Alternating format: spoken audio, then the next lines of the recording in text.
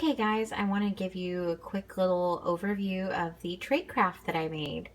Um, I'm really excited about this one. This one's going out to Harmony Jean. Um, and it is inspired by a post she made a long time ago. I was kind of searching to see like what she'd made in the past so I wouldn't give her something she already had, and then I found the post again that she had written about her daughter making her own dungeon using a sparkly rock that turned you into an evil octopus if you touched it. And that's the whole theme of the piece that I made.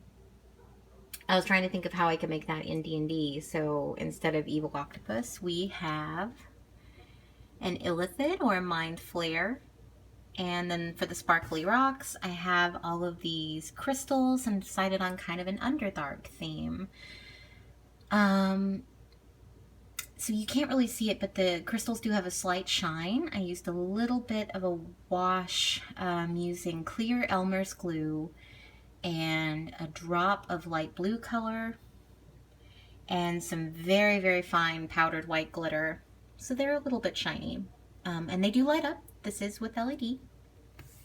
And I'll show you what that looks like in a minute. The Mind Flayer is just... Actually, it was a sorceress from the kind of Army Man scale True Heroes collection from Toys R Us. And I used green stuff to make the Mind Flayer head on it. And that's really all I did.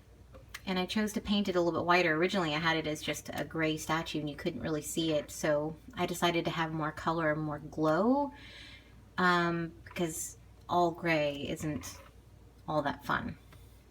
This was really easy to make. Get back where you can see all of it.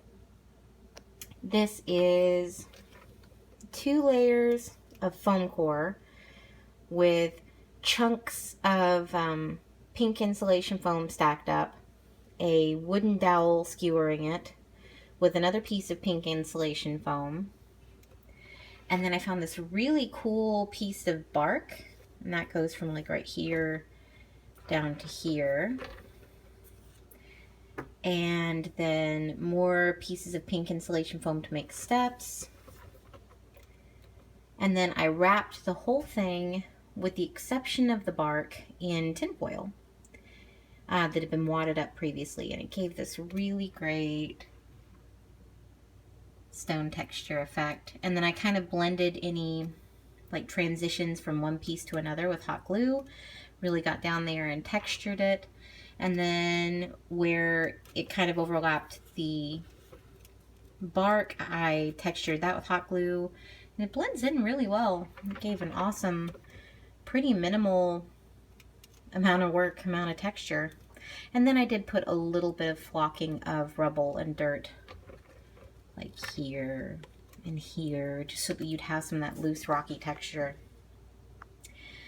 I built in, let me turn this over so you can see here, I built in a string of LEDs, and since this is foam core, I just poked it through where I wanted them to go through and fed them up, and then put the crystals on top of them, and I left it open down here at the bottom so if the batteries need to be changed out, they could.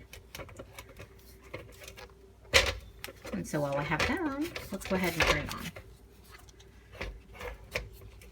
Okay. Yeah, so you can see pretty clear lights, very bright. And these were just a string of LEDs from the Dollar Tree. They had little plastic pumpkins on the end of each LED, which popped right off. If you see any of those, grab them up. They're amazing. I bought every single strand my store had, which was only, I think, 4. And I've already used half of them.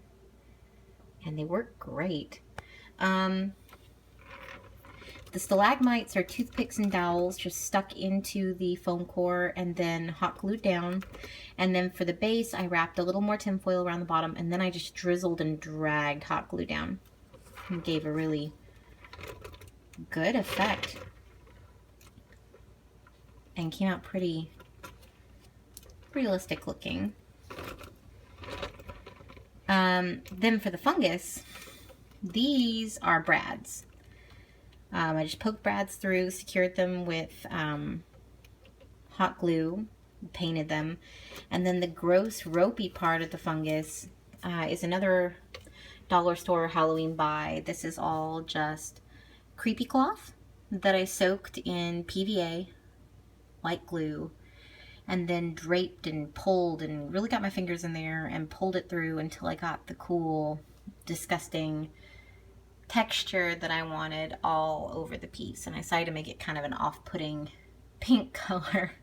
I know it's very pastel. But that's essentially it. It was really pretty easy. The crystals, like I said, are just hot glue sticks that have been cut with an X-Acto knife. I saw this on A.J. Pickett's channel, and then to make sure they stayed clear, I did them the exact same way I did my stained glass on my cathedral. I just, you know, took a little bit of clear Elmer's, dot of color, and washed it on so that it would remain clear, and it would give it a good amount of color when they came up. So yes, this is the Evil Octopus Shiny Rock combination of a Magic Crystal Cavern with kind of like a petrified illithid or a shrine to an illithid here. And I was thinking it'd be really fun if the characters came across this, and being in the presence of the crystals, they had to make will saves.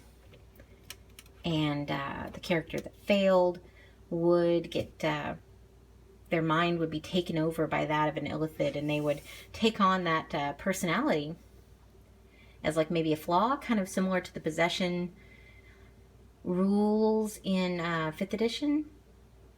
And you'd have this evil entity that the characters may or may not be aware of, taking over the mind of one of their party characters. I thought that'd be very fun. So you do get turned into a very evil octopus. And I thought having multi-layers, and you can actually get your players to stand up here. And there are several places to perch characters here as well. A stairway going up here, so lots of fun to play with. This is getting packed up now and being sent off. Thank you so much. Bye-bye, guys. I wanted to take a quick video to show you what I received in the mail yesterday from Harmony for Tradecraft. And I got my incredibly cool Death Tyrant. He is amazing. I don't have anything remotely like this. I just have like the little Reaper eye monster. Obviously this guy is way more intimidating. It's awesome. Then she also made these cool corpse markers or bodies here, treasure pile. And then I got 3 petrified characters, which are awesome. Oops. And this great board, 3 corners and this neat cave entrance. It's really cool eye marker. And then I really love this part.